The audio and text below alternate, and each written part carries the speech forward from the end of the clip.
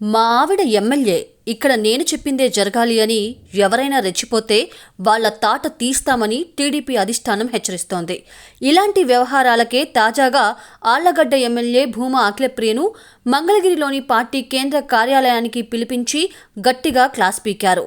ఈ వివాదానికి ప్రధాన కారణం ప్రముఖ పుణ్యక్షేత్రమైన అహోబిలం లక్ష్మీ నరసింహస్వామి ఆలయం.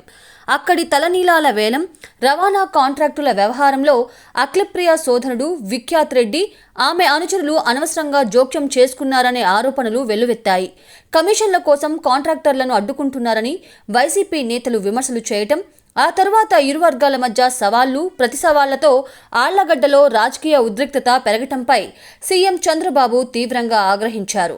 మరోవైపు నియోజకవర్గ పాలనలో అఖిలప్రియ భర్త భార్గవ్ రామ్ షాడో ఎమ్మెల్యేగా వ్యవహరిస్తూ అధికారులపై ఒత్తిడి తెస్తున్నారంటూ సొంత పార్టీ నేతలే అధిష్టానానికి ఫిర్యాదు చేశారు.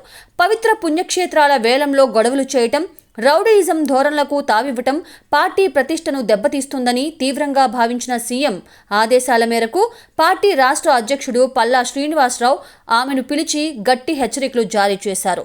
ప్రభుత్వ లేదా పార్టీ అధికారిక వ్యవహారాల్లో భర్త భార్గవ్ రామ్ ఎక్కడా జోక్యం చేసుకోకూడదని, క్రమశిక్షణ తప్పితే ఎంతటి వారినైనా ఉపేక్షించేది లేదని పల్లా స్పష్టం చేశారు. అధిష్టానం కఠిన వైఖరితో ఎమ్మెల్యే అఖిలప్రియ ఇరకాటంలో పడ్డారు. దాంతో ఇకపై పార్టీ నిబంధనలకు లోబడి పనిచేస్తానని, వివాదాలకు దూరంగా ఉంటానని ఆమె హామీ ఇచ్చారు.